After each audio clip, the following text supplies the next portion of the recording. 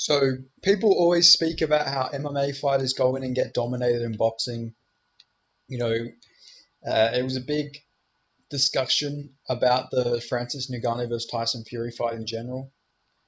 Uh, oh, he's going to lose easily. He's an MMA fighter, and he actually went in there and arguably beat Tyson Fury. But here are some times where MMA fighters actually did go and beat boxers in boxing. Uh, Obviously some of these examples they're going to be some asterisks, but also at the same time a lot of these MMA fighters who go in and get whooped in boxing are also there's a lot of asterisks for them. So I'm going to start off with a pretty well-known example. People thought that Anderson Silva was being fed, just to be an easy victory for Julia Cesar Chavez Jr. But he actually went in there and beat the shit out of him and destroyed him. It was like a great performance. I actually watched this one live. Watching it was surreal just to see like Anderson Silva styling on an actual boxer.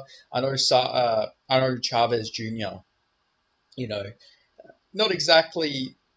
I mean, it was a good level boxer, but he wasn't like an elite level talent or anything by like any means. But still, an actual professional boxer has had heaps of fights. Fought Canelo back in the day, and Anderson Silva just went in there and beat the shit out of him. Very good performance.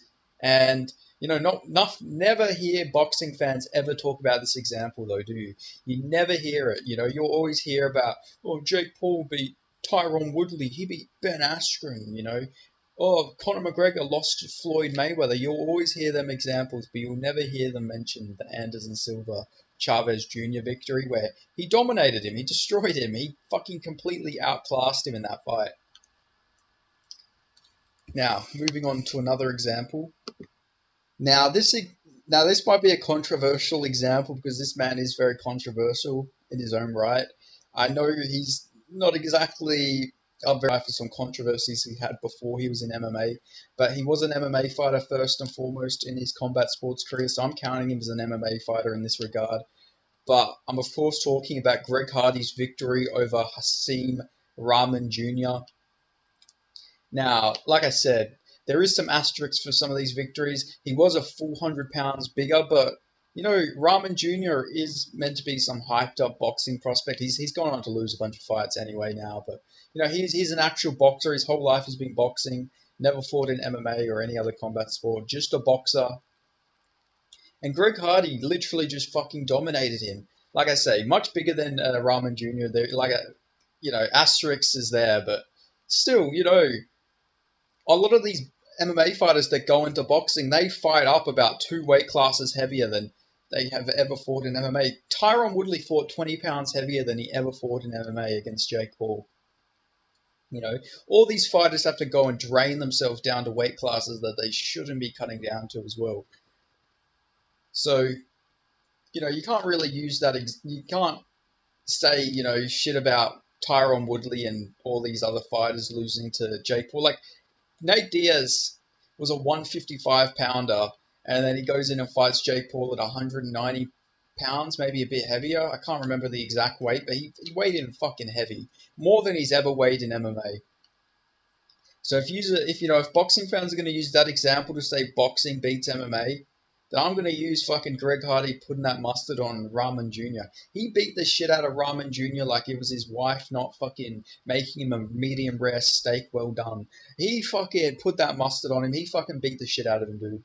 Like that's all there is to it. He beat him. It was a boxing match. No special rules or anything like that. There was no bare knuckle clinch boxing, anything like that. They weren't allowed to dirty box. It was just, the queen of the Queen of Queensberry fucking rules or whatever.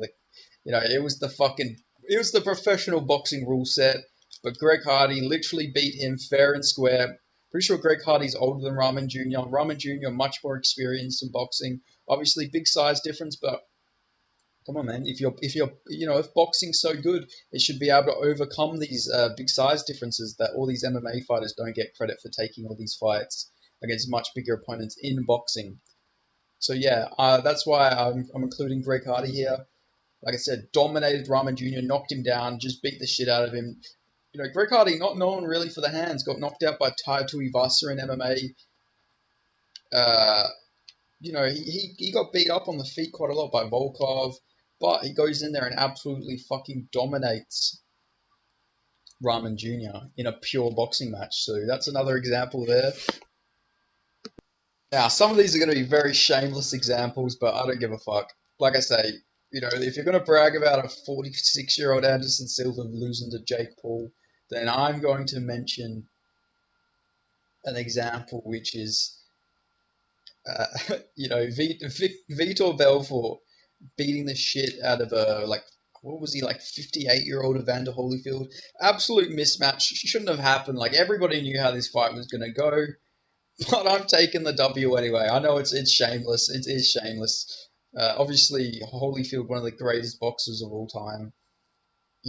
One of the greatest heavyweights. Was a light heavyweight. Fought at all different weight classes. I really do respect Evander Holyfield, but if you're gonna count, Ben Askren fucking losing to Jake Paul, who's never, and say that MMA fighters can't succeed in boxing, then I'm sorry, I'm gonna have to use the example of Evander Holyfield.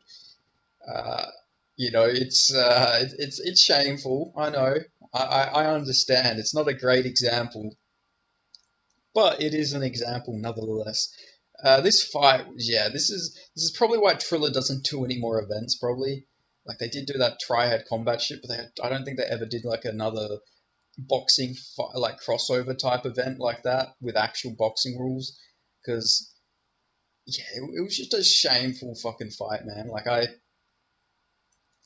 everybody knew going in that this was a mismatch, but there were people saying, Evander Holyfield is an actual boxer. He's going to go on and win there. There was some pundits that were picking Holyfield, but most people knew he was way too old. So I'm not going to gloss over and brag about this one too much. It was very shameful, for Belfort to go in there and beat up a fucking 59-year-old man. But nonetheless, that's another W for MMA and boxing, but it's not a good one. Trust me, I know, but I'm going to include it anyway.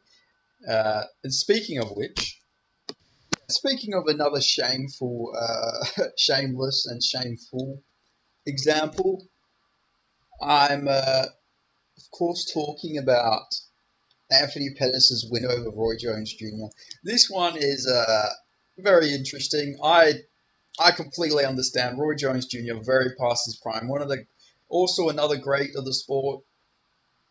This isn't a to disrespect boxing video. This is just to say, if you're going to brag about old MMA fighters, especially wrestlers and grapplers, jiu-jitsu fighters going in and losing in boxing matches to boxers and influencers, then I don't give a fuck. I'm bringing this shit up. So, Anthony Pettis had a boxing match against Roy Jones Jr. a couple months ago, and he just beat the shit out of him. Very dominant performance for Anthony Pettis. There were people coping and saying that it was a robbery and Pettis should have lost. Roy Jones Jr. did not win that fight. Anthony Pettis literally schooled him. Pettis also passed his prime, but obviously not as old as Roy Jones Jr. Pure boxing, no special rules or anything. You know, Marcus of Queensberry rules. There we go. I got that one right that time. It was Marcus of Queensberry rules. Just beat him in a pure boxing match. Old man, yes, definitely old. No doubt about it. Roy Jones Jr. was a much older man in there, so I'm not gonna. Ooh, Anthony Pettis just beat the all-time great Roy Jones Jr. No, he was definitely past his prime, but I'm gonna be petty about this shit. I've had to see boxing fans shit on MMA fighters for fucking years because Ben Askren lost to Jake Paul. Ben Askren should never be in a fucking boxing match. His non-existent hands are not representative of how good MMA fighters are with boxing. If you want to really see Jake Paul versus an actual MMA boxer, you do Jake Paul versus Jack Della Maddalena. I guarantee you Jack Della Maddalena would beat the shit out of Jake Paul in a pure boxing match. He would. I guarantee you it. He's bigger than like a Nate Diaz. Probably, he's not like a massive guy, but he's so much more skilled than Jake Paul. Fucking, he's tough. I think he is like a guy who could beat Jake Paul in a pure boxing match for sure.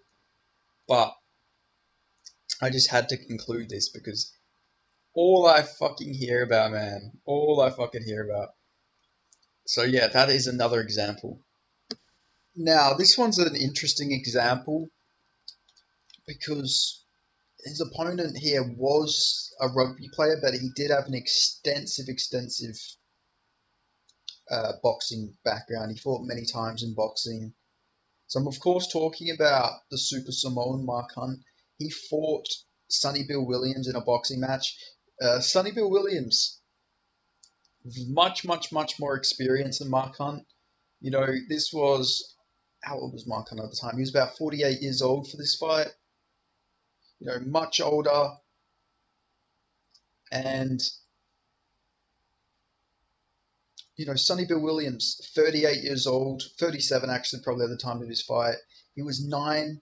He was 9-0 at the time. Had a win over, you know, well-known journeyman Francois Bofa.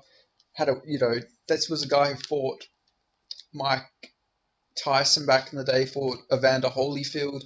You know, he fought the who's who at heavyweight back in that era.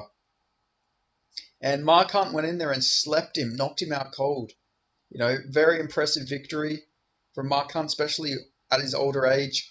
You know, he was 0-2 or 0-1 in boxing.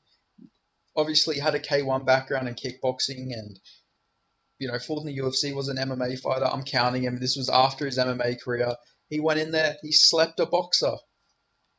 You know, if Jake Paul's considered a boxer, because to boxing fans, he's a boxer when they want him to be a boxer, but then you know when he loses you know or when they really want to shit on MMA fans, they're like, oh, you know, he's not even a real boxer and he beat him in boxing. So I don't give a fuck. I'm counting Sonny Bill Williams. He is an athlete, very athletic man, obviously a rugby player. Everybody knows about the superhuman rugby players like Alexander Volkanovski, who went in and succeeded in MMA. And most Australian, up and coming Australian fighters all have that AFL or rugby background. So yes, I'm going to count Mark Hunt versus Sonny Bill Williams. I don't give a shit. It counts. He got slept out cold by a really way past his prime Mark Hunt in his only boxing win, and he was a boxer. So yeah, I'm counting him. Mark Hunt got the win there. And then I wanted to throw in another example, which was just a few honourable mentions. One of which is Cassius Clay Collard.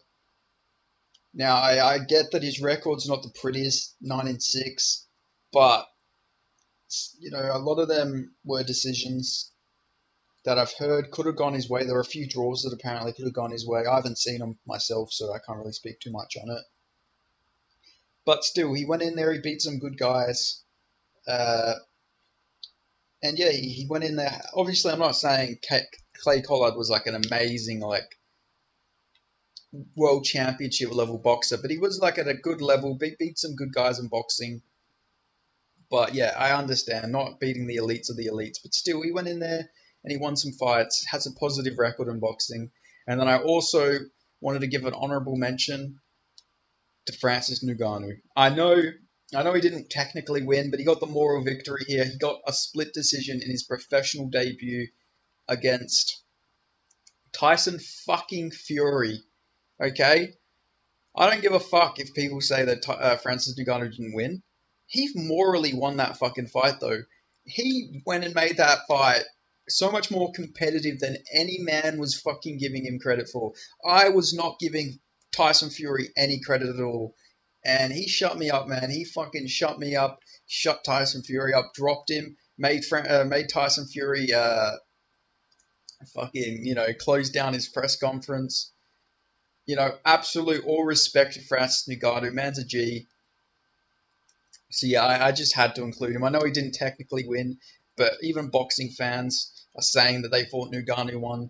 So, you know, morally, he fucking gets that moral victory here. Like, when people go back and watch that fight, it will be known as the fight where Tyson Fury got pushed to the breaks of defeat against an MMA fighter making his professional boxing debut. So, yeah, man, what else is there to say, man? Big Franny fucking going in there and almost taking out the fucking one of the pound for pound best boxers in the world in his debut. You know, that was the inspiration for this video. Absolute fucking shout out to Francis Ngannou. I don't care what people say, man. He almost got it done in there. But yeah, that's all I've got to say there. If you made it this far into the video, make sure you give this one a like.